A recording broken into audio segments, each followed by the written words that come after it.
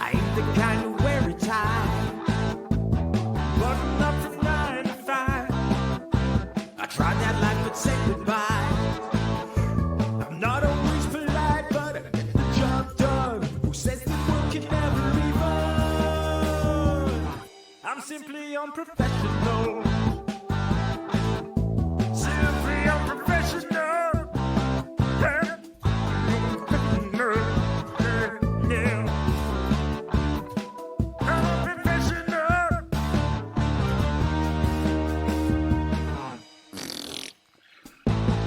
Good evening, everybody. Welcome back to another episode of Simply Unprofessional. I'm your host, Webby. Joining me tonight, we got Mr. Devin. Hey, what's up, everybody? Devin, I haven't talked to you much this week. How's your week going so far? Yeah, it's going all right. Can't complain.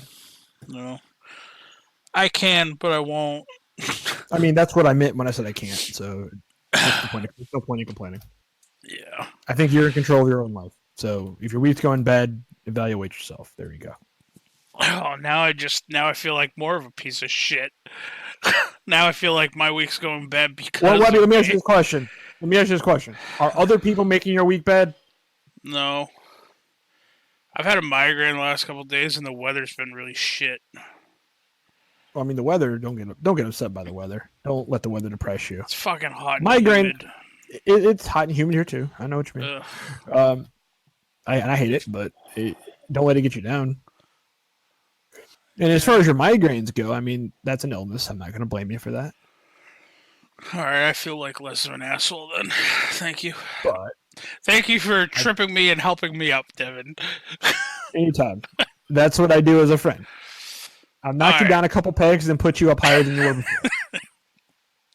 So this week, there's two things I want to talk about. I watched a movie that you had recommended that I watched.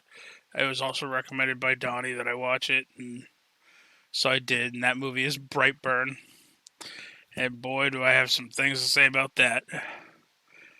But first, while I was watching said movie, one of our Facebook group chats was blowing up about something that they're going to be instituting into Overwatch, and I was vaguely paying attention to it because I was trying to watch the movie, so I was hoping that you could possibly shed some light on this.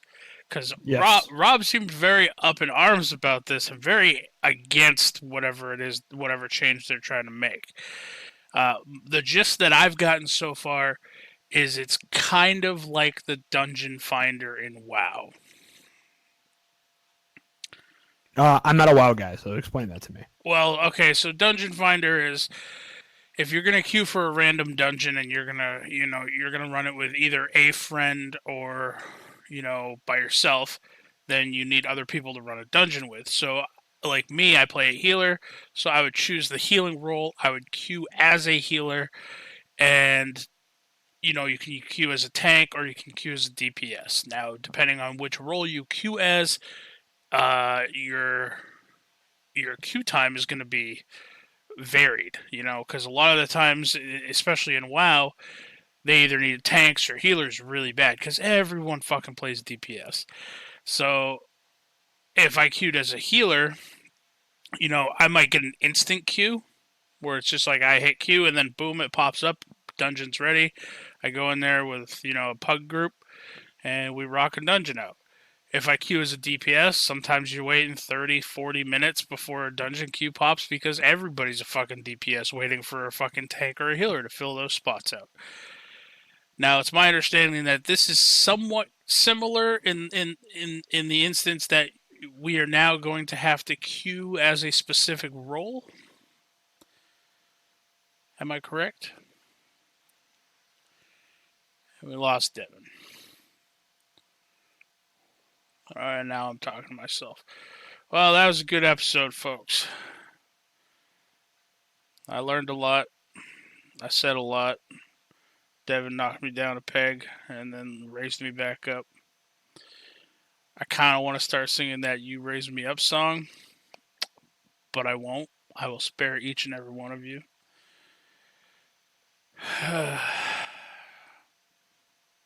I legit don't know where Devin went now. All right. Well, I'm just gonna start talking about Brightburn then. This fucking episode has already gone off the rails.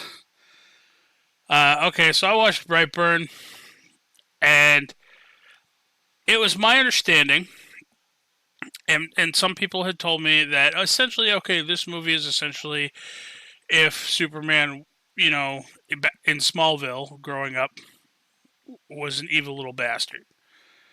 I was like, okay, so it's essentially an evil super villain movie, like origin story. That's what I went into it with the understanding of. No, it's a legit ripoff of Smallville, just with changing the names around a bit.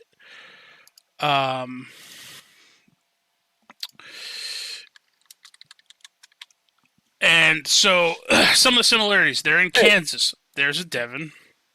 Hey, what's up, Webby? Something happened. I started talking to nothing. I lost power for some reason. I'm pretty sure somebody either backed or crashed into a pole because I heard a loud metal like clunking sound, and lights are coming back on now. I heard a loud metal clunking sound, and then things went. They're going in and out. Everything's going in and out. I'm just gonna turn off my main fuse so I don't fucking fry a circuit. Okay. Until I know lights are back on. So are you on your phone currently? I'm on my phone currently. So all right. Well, the show must go on, as they say. So we're gonna save the Overwatch question to the end because I've already started talking about Brightburn. Because I asked you the question, and then there was no response. And then I started saying that I started threatening that I was gonna start singing the "You Raise Me Up" song. You raise me up. Yep. Then I just started talking about Brightburn. So we'll go to Overwatch after Brightburn, I guess. All right, that sounds good. So essentially, they're in Kansas. Boom, Smallville, check. He's an alien that fell down from the sky in a spaceship as a baby. Boom, Smallville, check. His name is what? Brandon Breyer instead of Clark Kent. So you have the alliteration there. Check. But yeah, this kid's a little fucking psychopath. And like I felt bad for him at first, but then he started having like his anger issues, and then he realized, oh, I'm a superior being, and I don't have to take shit from anybody, and anyone who does give me shit, I'm just gonna eradicate.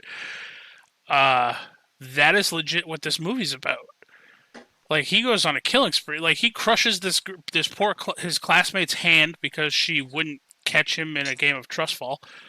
Well, that was more so because he went. But he freaked her out. Yeah, he went to her window because he was trying to understand love. Yeah. So you do what any teenage boy does in those '80s movies, and you play a love song from the from the girl's window. Except he was in her room. Yep. Through the window. She was in bed, and then she saw him, and then she freaked out and told her mom, and then he was like, "You bitch," and then he broke her. Yeah. Keep talking for a second, Webby. I'm gonna.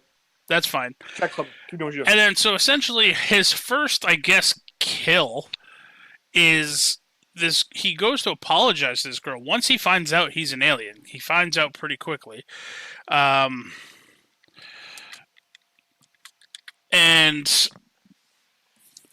he gets kind of upset about that, and you find out that the part of his spaceship, because he falls down on top of it, it cuts him. But they had made a big deal about how he's never broken a bone, he's never had a cut, he's never had a bruise before, and now the spaceship cuts him, just like Clark Kent in Kryptonite. Check. But his first kill is he goes to apologize to this girl. He brings this girl flowers. He says, listen, I found out I'm special. The world's going to know who I am. You're one of the people who know about me. You know how special I am. And the girl's like, yo, Brandon, my mom says I can't see you or talk to you anymore. And he's just like, all right, I'll fix that. And he goes to her mom's work. She's like a cashier at like a bowling alley / restaurant. type thing. And yeah, so he makes like the lights flicker, which I didn't think Superman had that power, but it's a cool ability, I guess. And oh, we have a Donnie. Hello. Special guest Donnie on SU today. We're Surprise. talking about Brightburn, Donnie. Oh, okay. So, the lights start flickering. I could not watch this scene. I kind of knew what was going to happen. Then I looked and I saw it, and I was like, "Nope, I gotta wait." But the girl's mom walks over and she looks up at the light. The light explodes. The next scene, you see a piece of glass stuck right through the pupil of this bitch's eye, and she's like moving her eye around. The glass is moving. She goes to pull it up. I couldn't look. I have a thing about my eyes.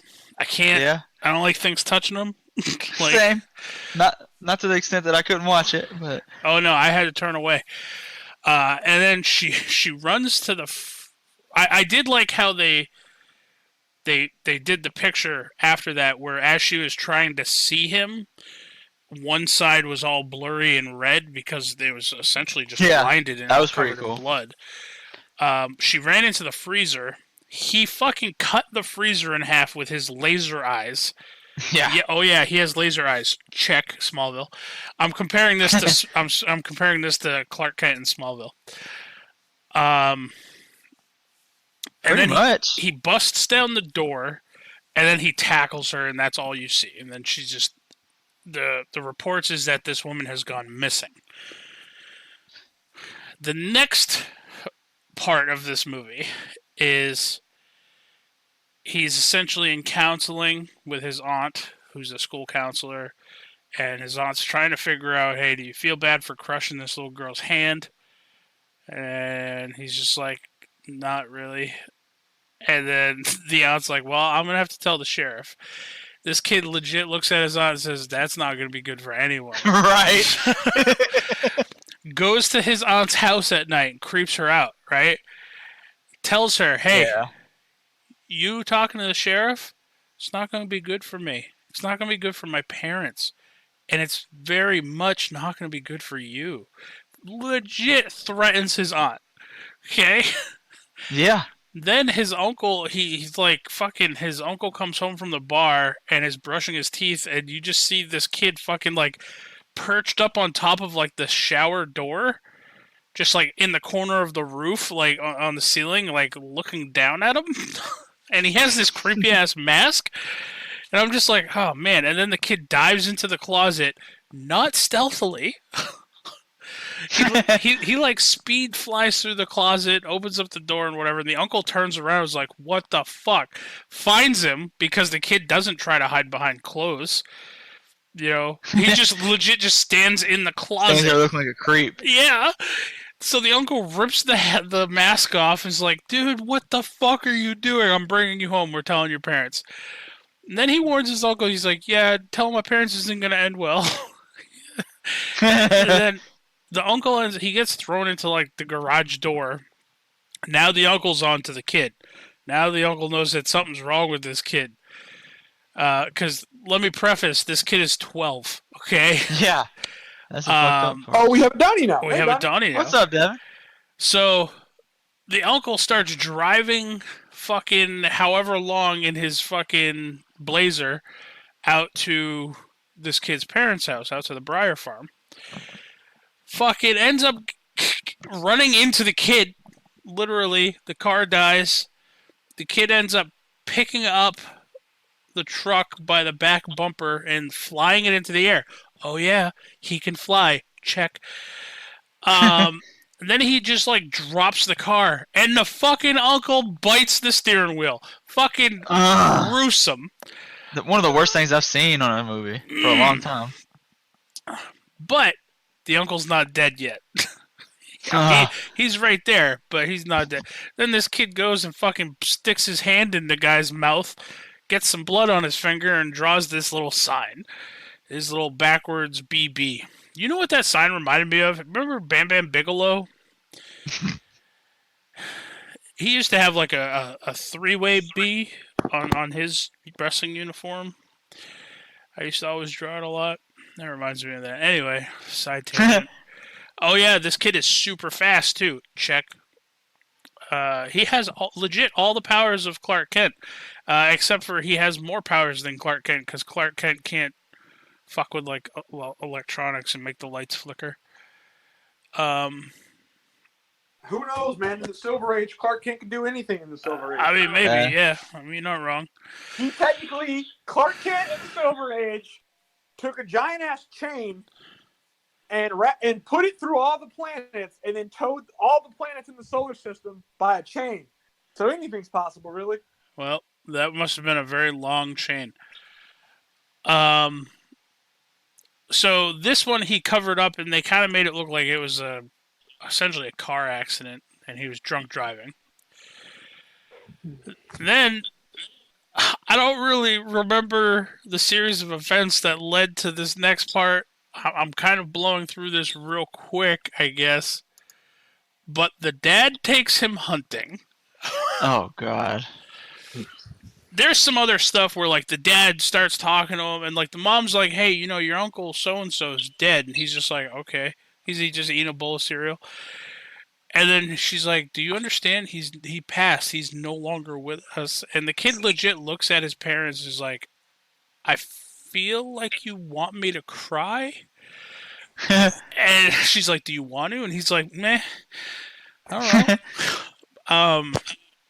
And then the dad starts calling him a fucking liar. Like swearing and raising his voice. He grabs him by the arm. The kid fucking shoves his dad and throws him across the fucking room through a shelf. That's when and you right know. right there, it's over. I mean, once you beat your dad's ass, your dad can no longer tell you to do anything. Well, if one thing I've learned from this movie, okay, and forewarning out there for all you kids listening, okay, go watch Brightburn. You'll learn this lesson too. Apparently, things escalate a lot more nowadays than they did back in the day when I was a kid. I learned at a young age, do not backtalk your parents. But True. But nowadays, apparently, if you throw a whooping on your dad, he shoots you. I mean, like that's the next logical step in that progression. He has to. He's no longer a man at that point. He has to. He's got to just try to put you down. He's got to pack up and move. That or he packs up and moves. That's when he either shoots you or he packs up the car and goes to the corner store with some cigarettes and you don't see him again. Yeah. It's one of the two. So essentially, they go on a hunting trip. Okay? They go out into the woods or whatever, right? And this Brandon, he kneels down. He's like, oh, hey, here's a set of deer tracks. He's like, oh, it wasn't alone. There's 2 sets here, blah, blah, blah. His dad lifts up the rifle, fucking pulls the trigger, shoots him in the back of the head. All you see is like a little spark, and then Brandon stands up, turns around, and like rubs the back of his head. Oh, yeah, bulletproof. Check. Concussion proof, check. Yeah, this kid now not giving a shit about anything. He's like, oh, you're one of the few people who are supposed to love me, and you just tried to shoot me in the head. Chases his dad around the woods. Throws him a few times, and then grabs him, lets his dad beg for his life, and then laser eyes through his skull. Which I'm not going to lie, I've always wondered what would happen if Superman ever used his laser vision to like burn a hole through someone's head. It's very graphically shown to you what will happen in Brightburn. I mean, he's done similar things. He's used his laser vision to perform a lobotomy on somebody before. Yeah, on the Captain Britain dude, or whatever the fuck his name is. Yeah, he did that to do a lobotomy on him. He's done that. He's focused his laser vision, I think, through a magnifying glass or something else before to like do like sutures on like a subatomic level. It's bullshit. Superman's bullshit. I hate Superman. That's why I love this movie. Because I hate Superman. I mean, I'm not a fan of Superman, but at the same time, I was kind of hoping. Now, at this point in the movie, right? The mom realizes the sheriff pays her a visit, shows her a picture of like this BB sign that he's been drawing all over the place at these wrecks. She notices it, goes upstairs, finds a notebook filled with these symbols, with pictures of him burning the world with laser eyes. Like it's a very graphic notebook. Which, hey, you know what? I was a teenage boy. I used to draw like stick figures killing each other in my notebooks. Okay, is that bad? Does that make me a bad person? No. No comment. Listen, they were stick figures. They killed each other in various ways. Okay. Anyway, so she tries calling her husband's cell phone. The kid picks up. And then she's like, "Where are you?" And he says, "I'm home." And then it just shows you him holding the phone, flying and just floating up above the house. And then he just proceeds to fly through the house, back and forth, just tearing this house to bits. Then the sheriffs show up. Devin, I'm going to let you explain your favorite kill. Yeah, we lost Devin again. No, I'm here. I was muted because I was doing some stuff in my house. I didn't want you to hear it. So I figured since this is your favorite one, I'll let you describe this is my favorite. The sheriff shows up with the deputy. He gives her like the whole like spiel, like, "Don't worry, it's gonna be okay." And as soon as he says that, we just see a red blur, and you just see the sheriff get pummeled into, like, dragged off and pummeled into a tree in the split blink of an eye. Kind of like he got his shoes knocked off, but didn't really. But I felt like he should have got his shoes knocked off, or like his kneecap should have still been there, or something. Like, it's fucked up. I love that kill. It's a hilarious kill. Yep. And then the deputy goes into the house and proceeds to get fucking slammed around by this kid and then thrown into the room where the mother's hiding and just dies in a pool of their own blood. This movie is very graphic. Oh, yeah. So then the mother realizes, okay, his spaceship can hurt him. All I gotta do is make it to the barn. So she makes a break for the barn. She makes it to the spaceship. You see the body of the lady that he killed in the freezer down in the cellar there, like gutted and cut open like an animal. She takes a shard off of this spaceship like a knife, and then starts playing the game of hide and seek like she did at the beginning of the movie. And it seems like he's starting to actually come around again. And so she goes to hug him. And then she apologizes and says that she'll always love him and he'll always be her baby boy. And then tries to go to stab him. But, and this is where I honestly thought, okay, the mother's going to kill this kid. That's going to be essentially the end of the movie. They stop the villain. Right? And then they throw the twist at you. He fucking catches her hand, knocks the knife out of it, looks at her like, "Bitch, you just done fucked up." Grabs her by the waist and flies up through the fucking barn ceiling, which fucks up the mom's face. Okay, her head goes right through the roof. Flies up into fucking almost orbit. Almost to the point where they're gonna fucking pass out. And then there's just like this one scene just where the mom's like touching his face and seeing her baby boy again, and then he just fucking lets her ass fucking fall. And then you see a plane flying at him. And I'm like, oh, smart kid, he's gonna cover this up with a plane crash probably. Next scene, it's a news story about a plane crash landing all over this farmhouse, fucking killing everybody except for the kid. And he's sitting on the back of the ambulance eating a chocolate chip fucking cookie. And I'm just sitting there thinking, I really hope they don't run out of cookies. Otherwise, they're going to piss this kid off and he's probably going to kill all the ambulance people. I mean, to be fair, I do that if you ran out of cookies. And that was essentially Brightburn, literally in a nutshell. Yeah. It's just legit this psychotic kid with Superman powers. It's Superman if he was bad. If Superman was Zod... How was it allowed?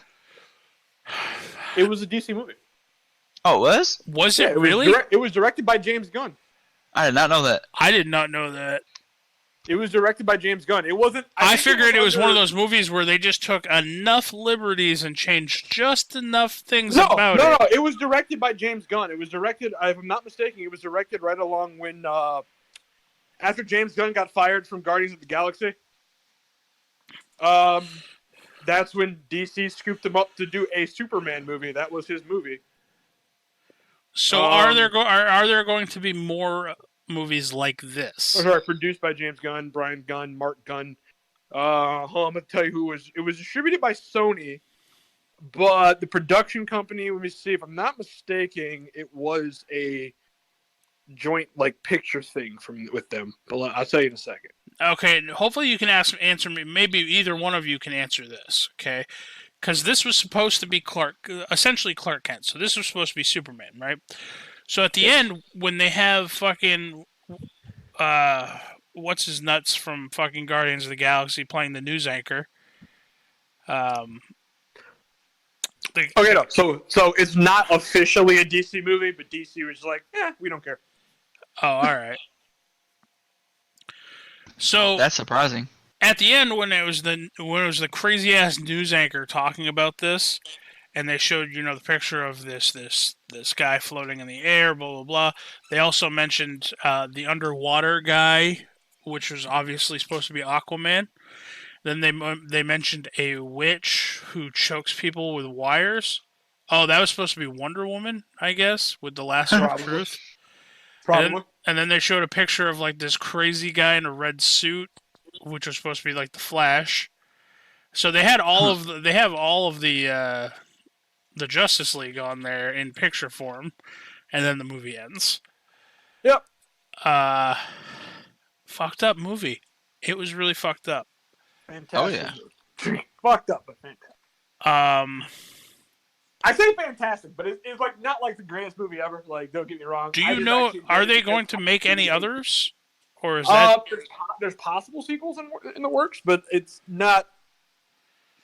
I mean, it made money. It was only a $5 million budget. $6 to $12 million, made $32 million. So I mean, it made money.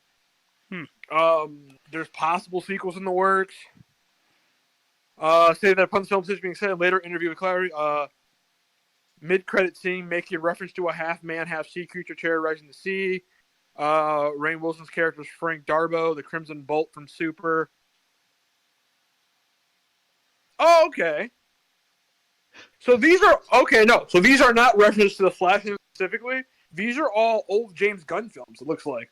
So you had the making a reference to the half-man, half-sea creature terrorizing the seas.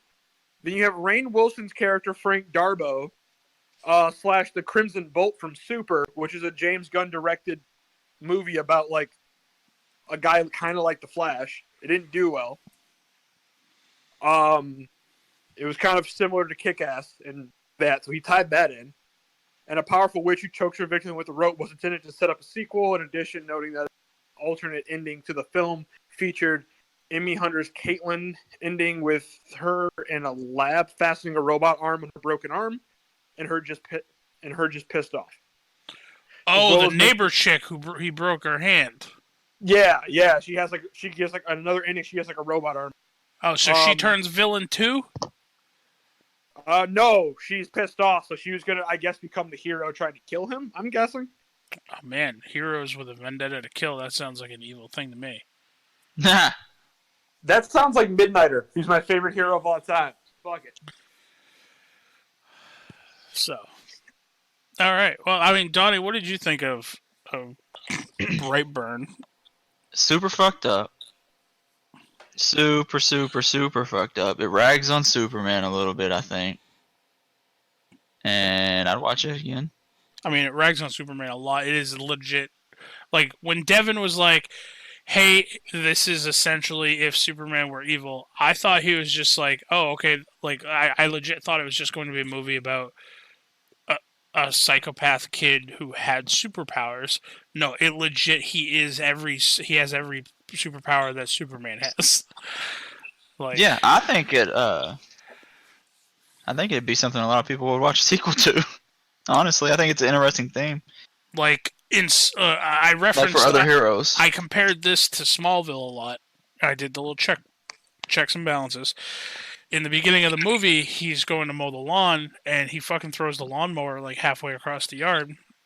Almost word for word what happens in Smallville. Well, he goes and he sticks his hand in the lawnmower blade.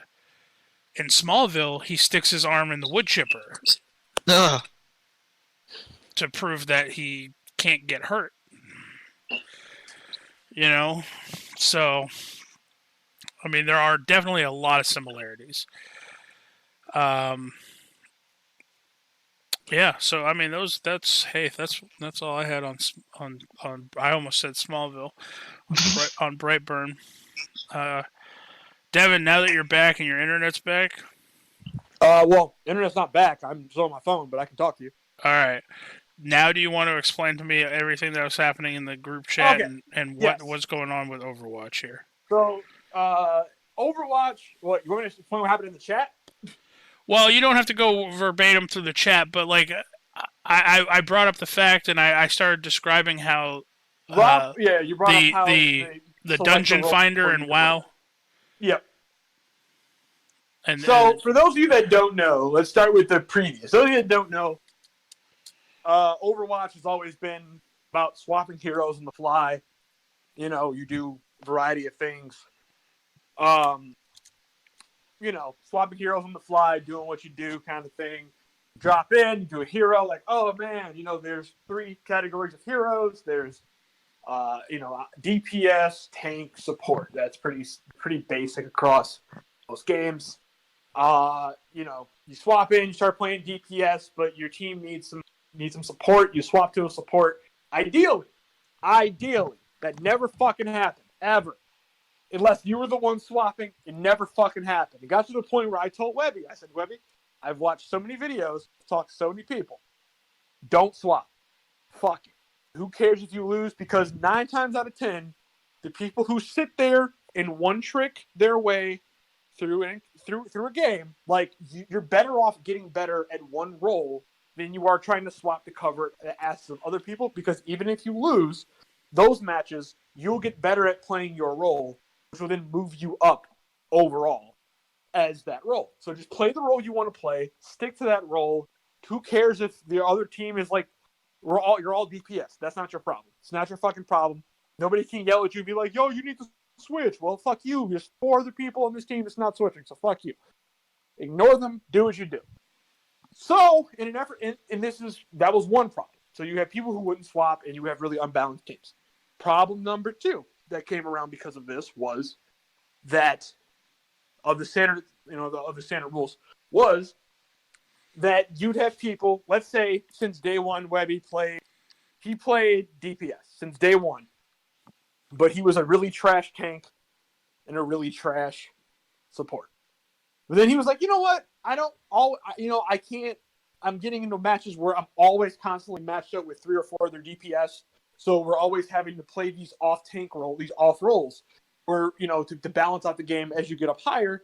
Hopefully people work together as a team and say, hey, well, I'm best at DPS. I'm best at this. I'm best at that. But if you end up in matches, which has happened to me before, where you end up in a match with 4 DPS mains. So, and they're like, well, do you guys play tank? I have like 3 hours on. Well, how about support? 5 minutes. Okay. And you're just like, well, we either make these 4 DPS work for the match or you lose. And that's pretty much what happened. So what they did was, in this case, was they introduced role queue. Or role queue with different skill ratings attached to each role. So because, let's say that same scenario, Webby is a gold, diamond, let's say diamond DPS, but he's a bronze support. So in old school Overwatch, if he played support in a diamond DPS match, he's in diamond tier. He played DPS the whole time he ranked up. He played DPS, but now he's forced to play support. But he's a bronze support, so really he's the weak link of the team at that point. Even if on DPS he's super strong and super capable, his support skills are not up to par. He cannot keep up with the pace of the room, so they're going to lose. So what this does is it splits it up into the 3 groups. In every single group you walk into, you're going to have a different skill rating. So if I'm like me personally, give you an idea, me personally, I'm probably, if I had to like go off old ratings, because I flexed a lot, I'm probably between high silver to mid gold. Well, all right, high silver to high gold, depending on the day of the week, really. But I'll give myself less benefit of the doubt. I'll say high silver to high gold on DPS and tank. In support, I'm probably in low to mid plat. So if I had to pick up as a DPS and play DPS in a game I ranked up, let's say the entire time I ranked up, I did it as plat, I did it as support, I would be plat. Then I swap over to DPS, I'm about 300 points lower than I should be. I could still keep up, but I'm not going to be as useful as I could be. So now it's going to be split up that way where that's not going to happen. If I want to go in and play as a DPS, then I go in and play as a DPS. And I'm ranked silver in DPS, and theoretically, everybody I'm put with I'll be put with another silver ranked DPS, 2 silver ranked supports, and 2 silver ranked tanks. So now you have a team of silver ranks locked at 2, 2, and 2. And it basically just boils down to who can make the best team out of what they have available to them and strategy. It boils down to that now. That's basically what happened. Rob was a little upset because he was like, well, this goes over to quick play too, and it's going to ruin quick play for me because now I have to do, X, Y, and Z. And now I have to, His do placement matches. These right? placement matches, which I read into that, and that's not true. Placement matches are only applying to comp as far as, based on what they're saying on the press release from Blizzard, placement matches only apply to comp. But what they did say about quick play is you're going to have matches, it's going to be about 10 to 15 matches before they're able to accurately place your skill level with the character in a certain range. So your MMR, I'm guessing they're going to reset MMR, which is something people have been asking for forever. Reset MMR, reset MMR, reset MMR. So that's what people have been asking. I'm hoping they're going to reset MMR for this. That's what I'm speculating at this point. They're going to reset MMR. When they reset the MMR, they're going to have players doing their thing, right? Okay. So that's the plan.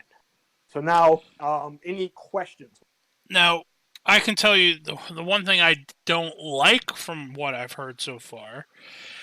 I do get it, and overall, I don't think it's going to bother me. I just think it takes away from what the game originally was, and that's now you're going to, no matter what, every team composition is going to be 2 tanks, 2 healers, 2 DPS.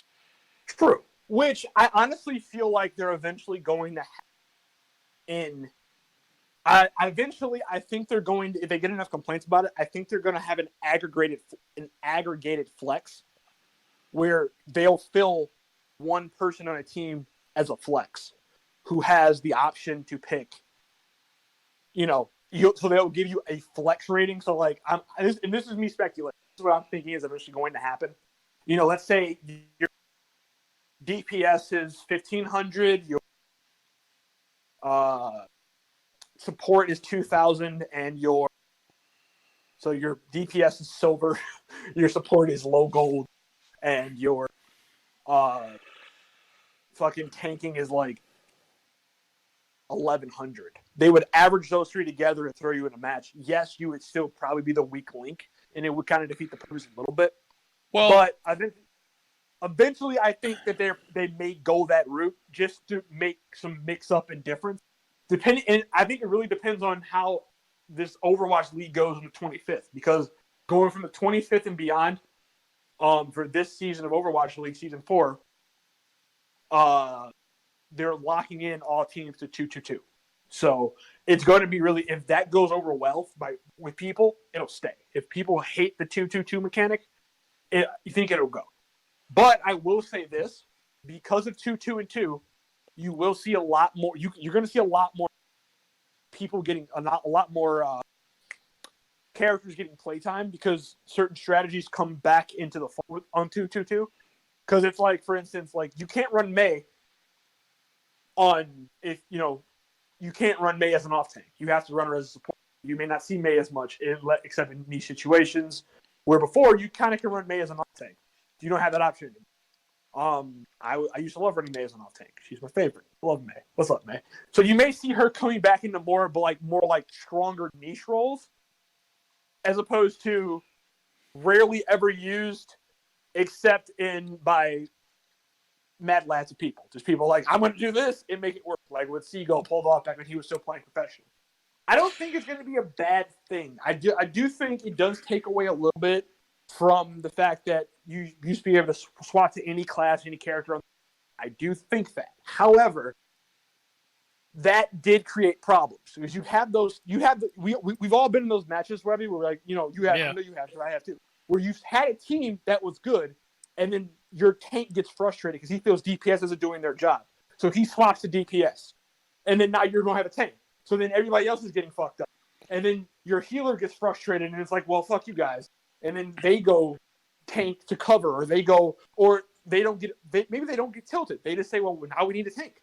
So they swap from healer to tank. Instead of one of the all the DPS blame each other. Well, it's not fucking me. I'm doing my job. I have goals. I have that. It's not me. So then you have 3 DPS who are all blaming each other for not getting kills. But meanwhile, you don't have a tank. And then you have your support, probably me or you, or somebody else, like, fuck it, I'm going to go tank and help the team out. You swap the tank, and then now you're missing a support. So now you may have a tank to cover your team, but you don't have the healing to heal some damage. And it sucks. No, I do get that. And so at least I do you're think gonna have an environment where you know what you can expect. So if you go theoretically with this format, if you go into a match and you play your best, you play the role you want to play, and you play your best, theoretically, I see people getting higher rankings out of this because they're going to be able to play their best and not have those crazy, stupid surprises like, oh my God, what's going on? And I think it's also going to force team play. Because now that's what I was going to say is I do see that this 2-2-2 combo is going to end up. You're gonna get a lot more. I feel strategic gameplay.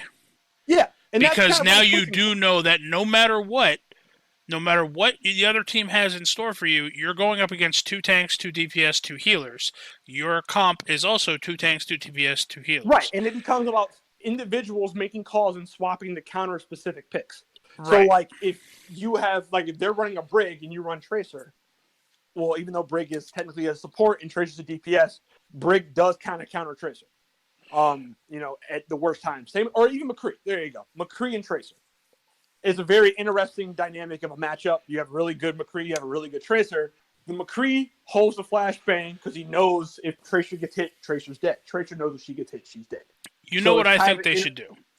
It's an interesting dance. What? So this is gonna be established on quick play as well, correct? Yes. I couldn't test quick play because I didn't bring it into the options yet. But yes, okay. As far as I know, it's going to be on quick play. But in terms of ranking and individual visual ranking, it's not going to affect. But I'm talking like the 2-2-2 setup is going to be part of quick play eventually. Yes, I think under arcade they should put in a classic, a quote unquote classic. That's what they're doing. No, that's exactly what they're doing. So they're turning quick play into basically comp training, where you can practice comp, you can practice your role in a setting that's ranked but not ranked, if that makes sense. Right. You know what I mean? Yeah. Whereas in arcade, they're gonna have quick play classic. As far that is my understanding, has been confirmed unofficially by a few sources that they're going to have quick play classic. So you can go on arcade, and that's going to be the permanent arcade game. That's always an arcade. Quick play classic. You pick it. You can pick your heroes. You can do whatever you want. Fine. And which honestly, I've always felt that. I feel like because quick play, there really was no place the only way you could practice competitive was playing competitive because there was really nothing that gave you the same experience. But the problem is if you were practicing a new character, practicing a new role, you had to sacrifice. You were basically throwing matches. Yeah. No, I do get this, and I think I think in the chat, in the group chat earlier when you and Rob were discussing this, I think if you went back and you explained to him that essentially they're not changing. Don't think of it as just them changing quick play. They're taking quick play, moving it to the arcade, Well, that's what I said and then they're That's what I essentially said at the taking end. your comp and giving you comp light, which is a non-ranked competitive, matches. Right. That you And can you're test still things going to in. get those people jumping in quick play because it's not right. You're still going to get those people jumping in quick play, playing Genji, and just jumping off a cliff, whatever. Like that's to be expected. But you honestly get that in competitive, so it's realistic in a weird way. But so you're going to get that definitely coming that way. Well, You're definitely going to get that happening, and that's what I kind of explained it in the last few paragraphs there. I was like. If you go to arcade, arcade's gonna be the new quick play. I said I think arcade's gonna be the new arcade's gonna take over for quick play, which is what I feel it always should have been. Because it's I always played either arcade or quick play because it was and Devin cut out right there. Got cut off there for a second. Yep. It was always tuned for me. I think I explained it to Rob. I think I explained it in the last few messages. I said arcade's gonna become the new quick play. Yeah. Where you're going to have that situation where if you want to just drop in for casual fun, jump in arcade. If you want to play to get better, you start in quick play, and then once you feel like you're doing pretty good, you can jump into competitive. Now let me ask you this. Yep. So under quick play, you're going to have to play these placement matches just so they can kind of as far as pair I know, you with people of similar. Yeah. I don't know if there's going to be official placement matches, where you have to place play X many matches to place in quick play, or if what they were saying was it's just going to take about 10 to 15 matches for us to give you an accurate evaluation of your. Right. That's not my question. Yeah. My question is, are they going to have, if you went to arcade mode, are they going to require you to play any type of placement matches or whatever in arcade mode? No, unless you have occasionally in arcade mode you get the 1v1 ranked and the Lucio ball ranked. Other than that, no. All right, so then nothing's really changing because even then, me, you, and Rob never really played quick play anyway. Right, we always jumped in. We always either played competitive or arcade. Well, Rob didn't really play competitive because usually, I think he played at the end there. But I don't know, when we first playing, he wasn't hot because you had to be level 50 or 25 to play competitive. Right. And he wasn't at the level. And then me and you played it, and then you got frustrated for a while, so we didn't play. Then I got frustrated for a while, and then we didn't play. Then we just started playing just fun matches. Yeah. And then I went off and started doing my Hanzo stuff. And then I climbed that mountain and then came back a new man. You hear this, Donnie? He's a new man. Yeah, I'm listening. He's a new man. A new man. You raise me up. I logged a couple dudes in the ass and then became a new man. I don't know how I feel about that. Well, people always joke and say Hanzo's arrows size of logs. So I laughed and said I logged a couple people in the ass and became a new man. There you go. Hey. There you go. Take that soundbite. I don't give a fuck. Well, I think all in all, again, I think it's not going to be a bad change having this 2-2-2 system. It will take some getting used to for some Overwatch people or some people who only played very casually. Oh, sorry to interrupt real quick too. I just wanted to remember. I just remembered this. So you also can queue in for multiple types. So if you I don't really fucking care what I am. I just pick whatever. Right. You can. There's 3 check boxes. You can just check all the boxes and hit go, and you'll just get thrown into whatever's needed. Yeah, it's just like the WoW Dungeon Finder then. Yeah. You can just throw in there whatever. I don't really care. Yeah. So I would just throw it out there for people. That's always an option. Like that's what I did. Mainly in most cases when it comes to competitive, my main roles are, at least on my main account, my main roles are support, off tank. Very rarely do I play anything besides support and off tank. I'm not the greatest main tank. I'm all right. Support is my jam. Lucio is my jam. Ana used to be my jam, but then I stopped playing Ana. And see, I only play support DPS. So there you go. I mean, so you drop in, and you're going to have a lot easier time. Basically, just like in a while, support gets no love, so they get all the love. Yep. In fact, support got no love to the point where they were giving away loot boxes if you played support. Yeah. I mean, they do. Like, if you no joke, support, Devin. They do that in the WoW Dungeon Finder too.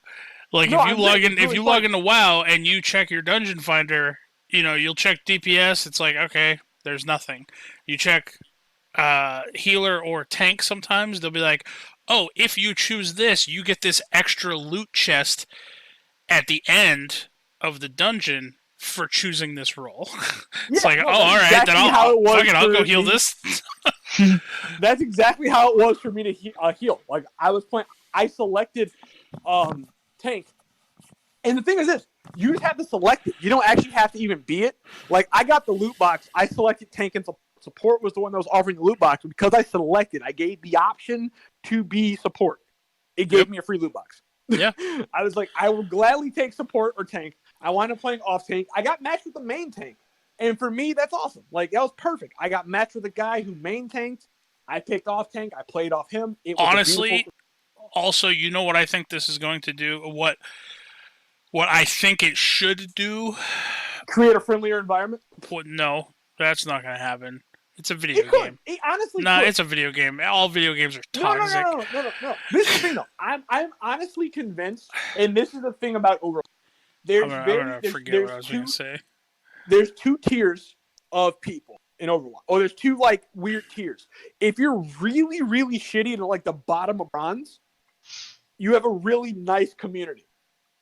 If you're really, really good and towards the top of Grandmaster, you have a really nice community. It's like that middle ground of, like, between gold and diamond that you have the shittiest people known to man.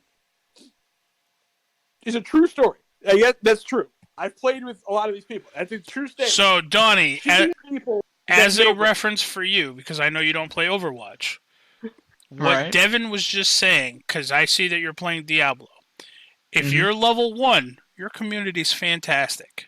If you're level 70, your community is fantastic. It's levels 2 through 69 where your community sucks balls. I mean, I wouldn't go that far. I'd say, like, if you're level, 25 to, 60, 50, 65, right around there. That good, the majority of your leveling, the majority your community of the level sucks, is really shitty, and they're going to turn you away from the game. You still find some nice people, but majority of that is, and you honestly get that by being nice people and playing with people. What I was going to say before is having it with this queue system, I feel like all the people who only ever played DPS, they're going to start queuing up for these matches. They're going to realize, oh, these matches are taking a while to queue because everyone's fucking playing DPS. No one's healing or tanking. You're going to get more variety of people switching over and trying new heroes and saying, well, you know what? I don't feel like waiting a half hour to fucking queue up as a DPS. I'll queue up as a healer and see if it goes faster. And there'll be, more people healing. You know what I mean? True statement. At least, no, I mean, I hope that's what would happen. That's not what happens in WoW. I will also say this, that this gave me the quickest queue time I've ever had in a game. Granted, it was PTR, but usually PTR queue times are super long anyway. Literally, I clicked play and I was in a match. Because there was people, they had a spot waiting for me, and it was like, boom. So it was just, I'm right in there. So I think they're going to cut down on queue times, and I will say this doesn't count for much, because I never disliked Overwatch per se. But as a person who was, air quotes, retired or taking a break from Overwatch for a long time, I haven't played the game in probably 9 months. I haven't thought about it in probably 7 or 8. this actually got me kind of re-interested in Oh boy. I'm So not gonna. Now we're you're gonna not lose gonna Devin to see me- Overwatch again. No, I mean, to be fair, I'm losing you to WoW Classic, so. That's not even out until next month. Okay, by the time this goes live, it'll be next month, so. You can come play WoW Classic with me and Donnie. You don't want me to play WoW Classic with you. Why? Because I suck at WoW. So? I suck at WoW. I'm going to get frustrated. My desk is barely hanging on. My desk is like 2 fist smashes away from collapsing. And the truth is set free. I blame Disc Jam. You're not wrong. That was the last one that did it. That was the last one. Like, my desk, when I grab it and I wiggle it, I can feel it separating in the back. I can feel it. I'm like, this is like 2 solid fist smashes away from just collapsing in the back. I have a theory that if Donnie, tell me if based off of what you've just heard Devin say, I have a theory that if Devin ever did play WoW Classic with us, he would probably be better than both of us. I honestly was gonna say that. He's just afraid that he'd end up getting that WoW hook in his mouth. To be fair, and it is a time sink. It is a time sink. WoW is a time sink. I refuse to give WoW the time because I'm not putting that much of a time sink in. Refuse. I mean, hey, for the longest time, I refused to play WoW too. When all of my friends asked me, "Hey, come play WoW, come play WoW." You know why? You know why I refused to play WoW? In life with you guys, I will gladly talk to you guys the entire time you're playing. Hey, but I will gladly play a game that does not consume my life. I also did not play WoW for the longest time, and I refused to. Do you know why? Because I played Diablo 2, and I felt I felt like I'd be cheating on Diablo Webby, if let I me ask played you this WoW. question. Webby, let me ask you this question. If they released a Diablo 2 remaster same day as WoW Classic, which one are you going with? Depend. Hold on. Answer me this. You posed a question and a scenario. I need to pose a question and a scenario back for more information. Okay. If they were to release a WoW remaster or a Diablo 2 remastered edition on the same day as the WoW Classic, would you play the Diablo 2 game? I'd buy Diablo 2 in a heartbeat. So you would be playing it the day that came out? Yeah, for sure. Oh, Donnie. I'm sorry, Donnie. I'd have to go with Devin. I would be playing Classic by myself. Yes, you would. I'm sorry. Now, the reason I asked is because if Devin wasn't going to be playing Diablo 2, I'd be on WoW because Donnie's on WoW. I'd rather play with somebody. I mean, like, but if I had the option, if I had the option of playing with someone, and then the secondary option was Diablo or WoW, I'm always going to choose Diablo. Diablo. I mean, honestly, as a game, I honestly do prefer Diablo over WoW. The only reason why I don't play Diablo more is because Diablo 3, as fun as it is, just does not have as much replay value to me as Diablo 2. See, the thing is, it's the same game. Hey, Rob. It's the same game. It's just Hello. Diablo 3 has better graphics, essentially. Diablo 3 has better graphics, and it's still just a run around hack and slash grind. Also, but game. Webby, they also though they don't have our Diablo 3 does not have my Amazon or my Valkyrie, whatever she was called. Yeah, the Amazon. You're right. Yeah, and that was my class. Amazon with the javelin, bring it. That was my shit. I love that. Hey, you know what? I'm all for it if you guys want to. I have Diablo 2. I will go and I'll reinstall Diablo 2. I'm sure there are still some servers that play. We can just hop on. We'll bust out a Diablo 2 game. I mean, I'm totally not against playing Diablo 2 at all. At all. You know, honestly, I am because I don't have power. But I'm not honestly, you know what I do miss from Diablo 2 that they did not bring into Diablo 3, and I kind of runes. Yes. Yeah. You know, being able to take the runes and insert them into, pieces of gear in a very specific way that it creates a new piece of gear. Yeah. Those were always really cool. Yep. I am glad that they got rid of those fucking the charms. I did not like charms. I liked what they did, but I did not like the fact that I had to carry them in my inventory to get the bonus. I am not happy that they got rid of You're not happy that they got rid of what? the cows. They have a cow secret cow level still. I know they do, but they say the cow level's a lie. I know, but that's because it's a conspiracy theory. It's there. Not a lie. It's there. Dude, it's on a rift. They're a rift. It's a rift level. I pseudo boosted every Diablo 2 character I ever had. You join a game. That was the thing. You make a Diablo 2 character, and then you go look for a game where people are doing a cow level. You jump in, and just follow them around. If they die, you take their shit and try not to die in the process. Yep. That's exactly what you do. You get a bunch of money, you get a bunch of shit, and then you jump out the portal right before you die, and you fucking have a bunch of shit for your character, and everybody's happy. Because I forgot, did Diablo 2 have leveled gear or not? They have what? Leveled gear or not? I don't think so. I don't think it had so. leveled gear. I think you can equip just any gear. It was more Diablo 2 was it was all stat oriented. So like to wear a certain piece of gear, your dex had to be so high. Yeah. And as you leveled, you were able to put points directly into dex and strength and whatever. Yeah, there you go. Diablo 2 was more Baldur's Gate-ish. I also really miss having a collection of ears. Because whenever you killed another player, you could loot their ear. And just keep them.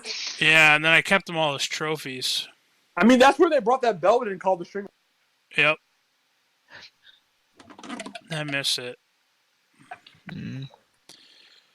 So, boys, I was trying to stay away from fast food, but I can't cook the chicken I was going to cook tonight, so I may have to go out and get some food.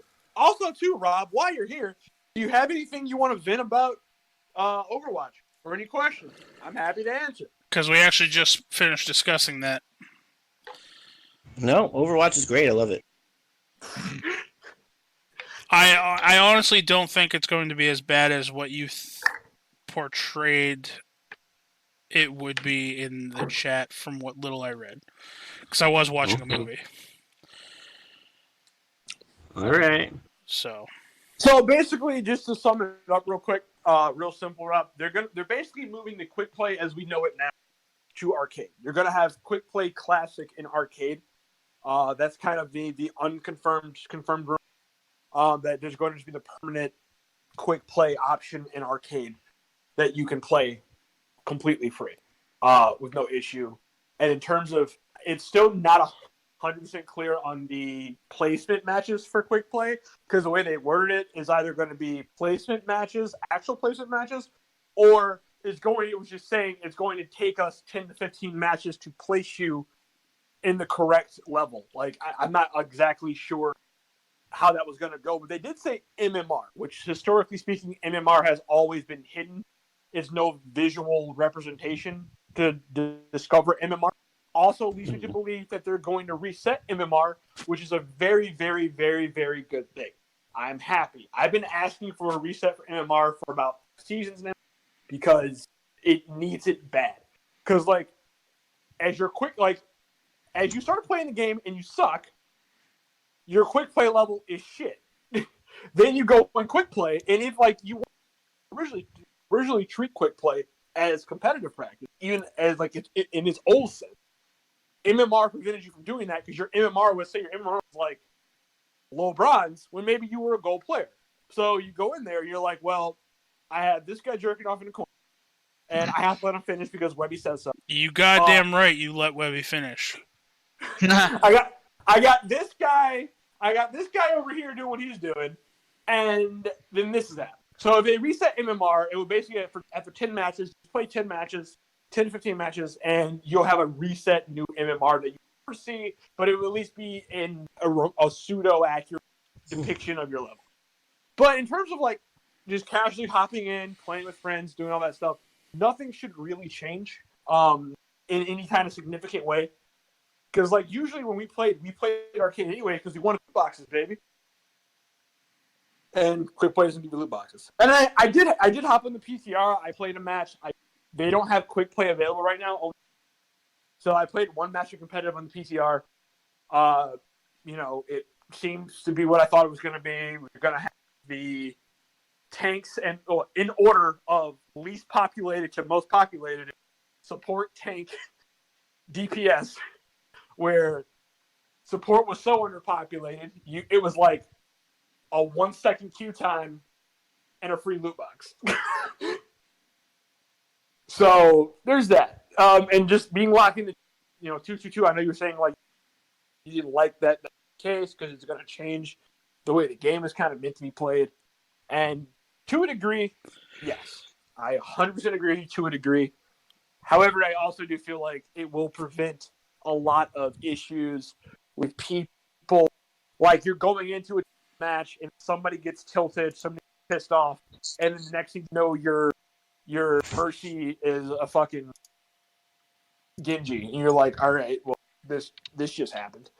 And that's annoying in both competitive and in because like I've had great quick play matches, like they felt like competitive, where it was just a good back and forth match, and then you have that one player that quits out or gets disconnected, somebody else joins, and then it becomes just a tilt fest, so this person just trolling or whatever, and it gets really stupid and annoying. But I mean, in terms of us like playing together, hopping in a match and just playing around, having fun, I don't think anything's going to change too much, but we shall see. Well, yeah. I mean, the main thing that I don't like is that it's now separated. So, like, Symmetra is my favorite character. So that means in order to play her, I have to choose DPS. But then if someone else takes her, or if it ends up being a situation where she's not really viable, I have to choose a different DPS with which I suck with all the rest of them. So, like, I can't switch to, like... Because I can't switch to, like, Mercy or Diva, which I'm good with. I have to stick with the DPS. So... And, like, vice versa. Like, if I'm Mercy and then I can't switch off of Mercy, I have to stay, like... I'm not good with most of the other healers. I mean, I could get by, but... Right. I don't know. Which, I mean, is not... I understand that. I think that... I don't think you're going to necessarily run into that problem a lot where that's the case. Because eventually what's going to happen in that situation where if you are in that situation in quick play where you're dropped down to the point where you're playing you want to play Symmetra, somebody else has Symmetra. And you're like, well, I got to play another. You pick up Soldier 76 or whatever. You just pick up somebody else, or you pick up trying to think of another DPS or something like Reaper or whatever. You just pick up somebody and pick them up. The thing is that with the way they work out now, because of how the individual levels work out, the whole room, even if you're like 100 or 200 invisible points in skill behind as Reaper than you are with Symmetra, the whole room is kind of going to be around your level anyway. So you won't have that situation fighting an uphill battle against people who are already better than you as a character you're not familiar with. So you'll be in a situation where everybody in the room is probably not amazing with their character. So it's okay. Like it's a good time to learn.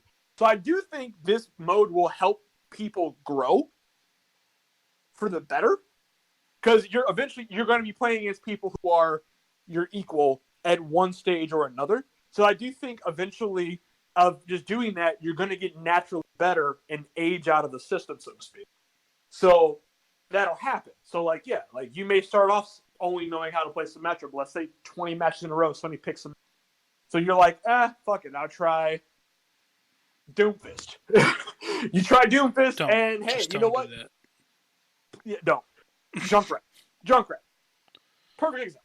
Junkrat's a great character. Easy character to pick up, fun character to play, good at high level. Junkrat. You pick up Junkrat, and you're like, all right, I pick up Junkrat. You start Junkratting everybody. You're like, you know what? I really like Junkrat. Junkrat's really good. I like Junkrat. I'm going to keep playing Junkrat. So you're like, cool. So my two characters are Symmetra and Junkrat. Those who I play, those are the people I play the most of. That's what I'm going with. Symmetra jungler. And if you think about it this way, Rob, with the 2-2-2 aspect, if you force yourself to get better with at least one other DPS, even if your other DPS, say the other person who chose DPS takes Symmetra, you will always have that second option to fall back on now. Well, I had 3 options to fall back on. It was one of each. That's the thing. Now you have a foundation in every category. Yeah. Now you have a foundation in every category. You have Mercy as on support, you have Symmetra on DPS, and you have Diva on tank. So just choose one more of each category and start learning. I know, and getting that's what better I'm with saying. Now I have to learn how to play 3 more characters. I already got 3. Damn it! There's usually you can equate skills from one character to another character. Like probably the easiest character, especially depending on how you play Diva, which you usually play a pretty stationary Diva. Just play what's her name? The fastest tank of all, Webby. Most mobile tank ever. Mobile, not the fastest. The most mobile. Most mobile tank. Play the most mobile tank. I mean, what is that? Yasara or whatever? Arisa. Yeah, I'm trying to think of her name. Arisa. Yeah, just play like Arisa. I mean, Arisa's actually a really solid tank. She's good at high levels, and she's not super complicated. You basically do the same thing you do with Diva. Just hold down the left button and aim at people. And things happen. And then people start getting too close to you, you right-click, and you drag them away from you. There's definitely a lot you can do. And hey, if you're really good with a Symmetra and you really like Symmetra's turrets, start being Torbjorn. He has a turret too. He does, and I hate Torbjorn. But okay, actually, no, they changed Torbjorn. I forgot they changed Torbjorn, but he's different now. And if you want another healer other than Mercy, you know what? Be Lucio. You literally just toss yourself on the healing AoE and just run around the map. You don't have to do nothing else. Yeah, I mean, especially at a lower level, that is a great Lucio. Like, Lucio's fine at a lower level, like on that Lucio. The real advantage of Lucio at higher level play is just his speed boost. That's it. Nobody cares about Lucio's healing at higher level. Nobody gives a shit about his healing. His healing is shit at higher level. It's like, because it's not enough healing to out-heal the damage you take. But his speed boost is a godsend. It makes him damn near pick in every match. So, you literally, at lower levels, you can just pick Lucio and just grass forever. Nobody cares. You're fine. Just hop around, skate around the map, and sit there. You heal your team, maybe shoot a couple people. People get too close, you boop them away. If there's a hole in the map or edit the map, you boop them off the map. Congratulations, you're a Lucio player. Like, that's pretty much how you play Lucio. You just kind of annoy the shit out of people. See, Rob, have we brought ease to your troubled mind? Sure. Well, I like that. Sure, I'm going to take that. Sure. Sure. I'm still trying to think of an actual suitable replacement of Symmetra into. I already told you. Or DPS. Because the whole point of Symmetra is she shoots a beam that you don't really have to it's all tracking aiming. It's all tracking. So I'm trying to think of another character that's equally just tracking aiming. So it would be hit scan. Her beam isn't tracked anymore. No, it's tracking, not like homing. Like tracking in the sense of you just have to swipe your mouse and follow. Yeah, you have to just be staring at the guy while you're shooting, which is literally pretty much almost everybody. I mean, Soldier 76. Well, no, I mean, you wouldn't want, Junkrat wouldn't equate because you have to lead on Junkrat, you know what I mean? He's not hit scan, and he's... Play May. You just freeze them to death and then shoot them in the head. It's super simple. Or if you don't shoot them in the head, you freeze them and move away and let your team kill them. May's not a bad pick. Actually, yeah. Thinking about it, why'd you have to say that now? Rob, I kind of want to watch you play May now. It's essentially the same. It's essentially almost the same gun as Symmetra. It is. Like, when you think about it, Symmetra's right click is a charge that gets stronger as you hold it. May's doesn't get stronger, but it's a right click that has a charge. You then shoot an icicle that does damage. Hers is a ball that does damage. Right. You don't throw turrets. You can heal yourself, and you put up a wall to block shit. You're not really throwing turrets out, which is nice, but you can freeze people in place with your main gun, and you have the same DPS as the tree on a headshot. And you can't use Devin's whole hatred of Symmetra about her turrets slowing the enemy down. You're right. Because May, as you're shooting them, will slow them down. Slows the enemy down. May slows you down. Before she freezes you, you get slow when she shoots you.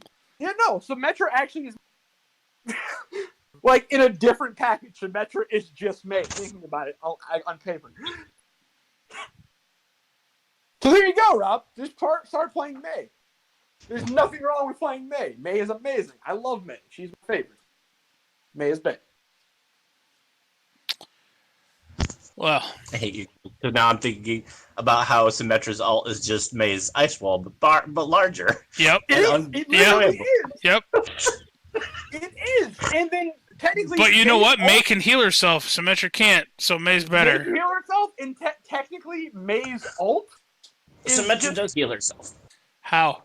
She doesn't She die. has shields. Her shield recharges. She has shields, so technically she passively heals herself. Oh. With shields.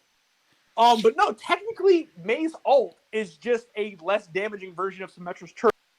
Because it slows you down to the point where you can't move. I mean, yeah, no.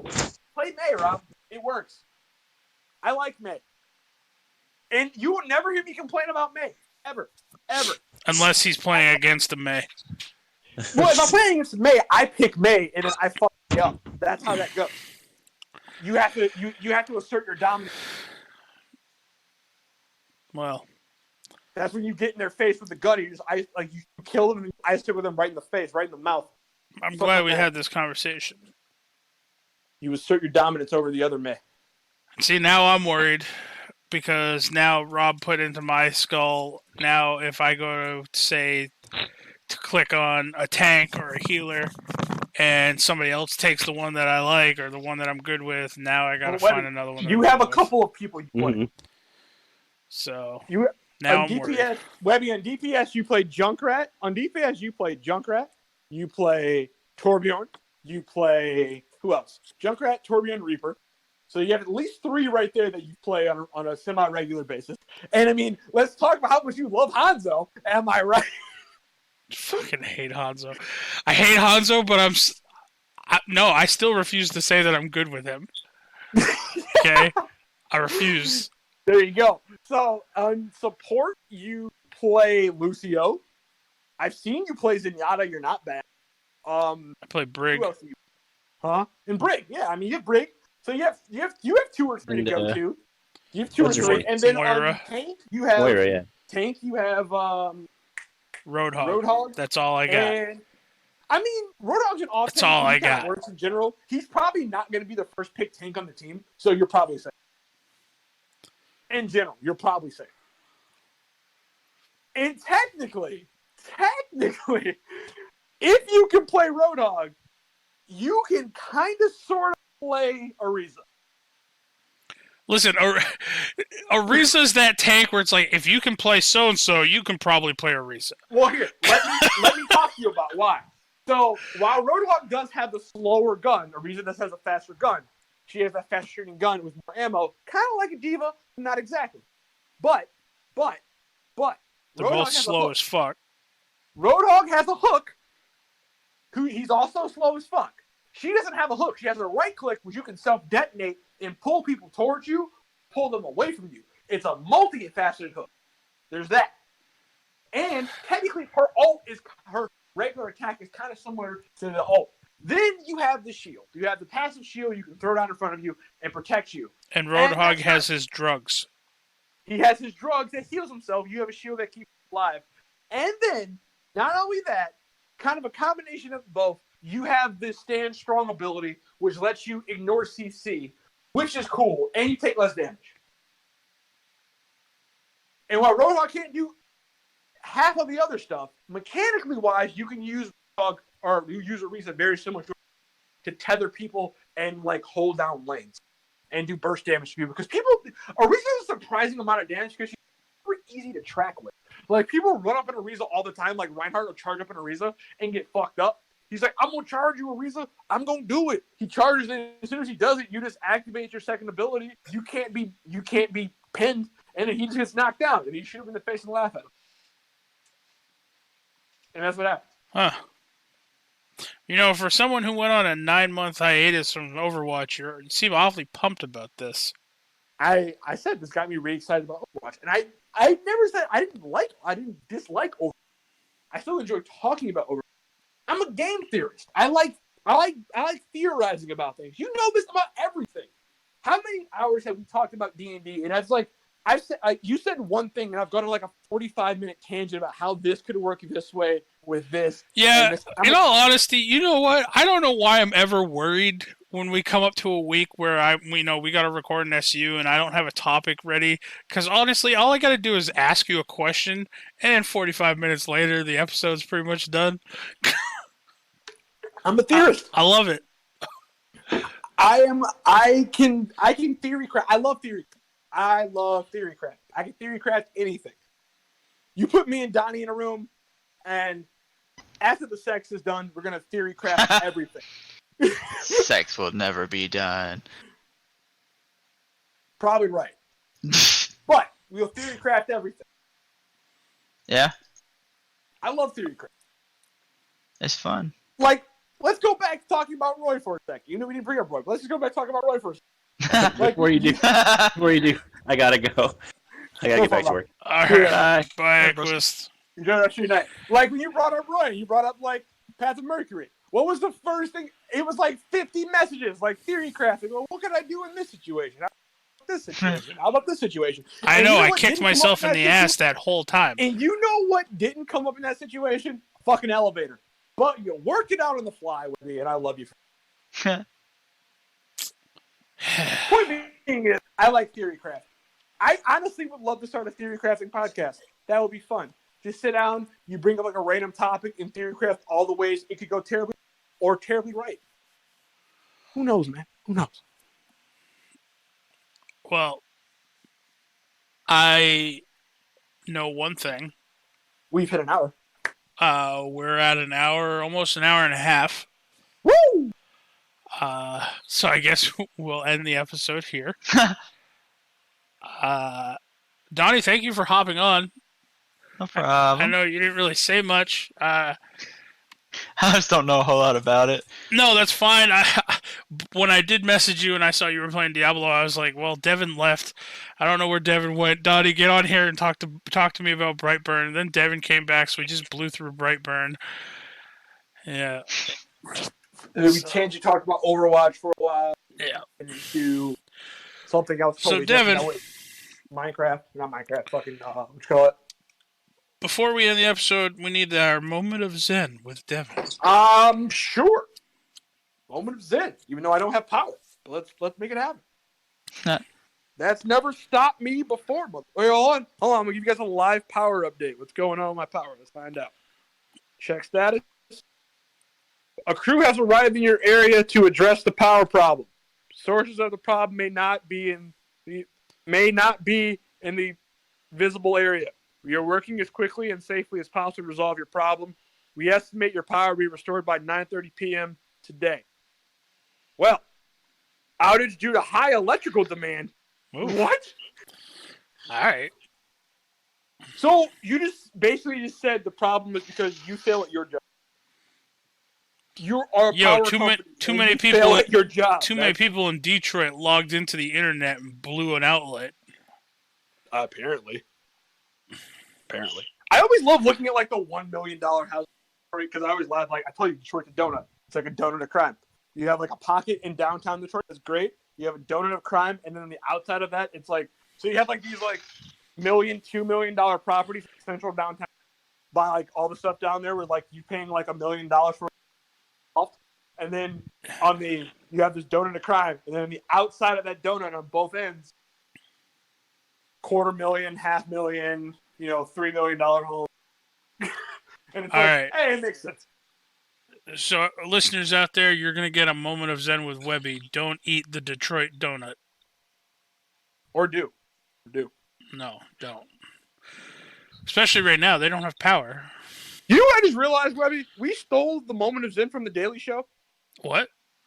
The Daily Show has a segment. They have a called the moment of Zen as a segment? They do. Oh. Well, hey, you just started doing these Zen things. I was just like, all right, well, we'll go with it. Now you're telling me somebody else has it. Now we can't have it anymore. No, we still can. See, Fuck it. listeners, John Devin John giveth, Stewart, Devin John Stewart, taketh you have a away. problem. If John Stewart has a problem, he knows where he can find me. If he doesn't know where he can find me, Where can he find you on the internet, Devin? you can find me on Twitter at DMP_Pookie and on Twitch at Poo Killed Me. And as always, you can find me on eBay at Powerless Seattle. Donnie, where can people give you pokes and shout outs if they want to talk to you on the internet? You can find me. You can poke his butthole. You cannot do that. You can't do that. Naruto style, just. Yeah, please don't put four fingers. That no. Whole fist. You can find me. I'm gone. You can't find me. You can find me at Jack's Forest Walker, all one word. Man, why do you never give like Austin's? Why you always gotta steal mine? Because you're here right now, God damn it! and I like yours. Because As I always like to think that you don't put the all one word in there. And I tried to make one that said Jack's Forest Walker, all one word, and it was too big. Well, as always, thank you guys for listening, and you guys can follow me on Twitter at Jack's Forest Walker, all one word. On Twitch at DM Webby, on Instagram at something, and on eBay, looking for No Power in Detroit.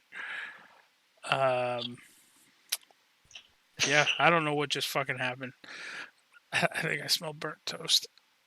Anyway, Oh no.